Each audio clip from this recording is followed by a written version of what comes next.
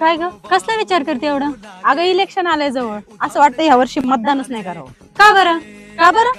अगं आपल्या आई वडिलांनी ज्यांना गेली 40 वर्ष निवडून दिलं त्यांच्यासाठी काय प्रगती झाली श्रीगोंद्याची? रस्त्यात खड्डे का खड्ड्यात रस्ते तेच कळत नाही. यांनी कारखान्याची बिलं बुडवली आणि शेतकऱ्यांच्या मालाला दुधाला हाय का कुठं भाव हाय? काहीच नाही.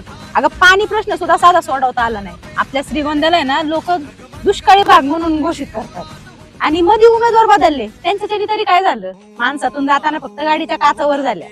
अगं सगळीकडे एमआयडीसी आहे, श्रीगोंद्यात आहे का एमआयडीसी? नाही ना. मग आणि आता तर एक नवीन उमेदवार आला रिंगणात, पण तो माणूस माणसातच नाही, तर मग काय त्याला निवडून देऊन उपयोग आहे का? त्याच्यापेक्षा नाही ते मतदान केलेलंच चांगलं. अगं त्याच्यावर एक पर्याय आहे, आठव. अच्छा, तू नागवडेताईंचं म्हणतीये? हो.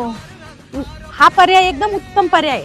नागवडेताईंनी मागच्या वेळेस दोन्ही वेळेस चूक केली ह्या दोघांना सपोर्ट करून, पण आता त्यांनी त्यांची ती चूक सुधारली. आपल्या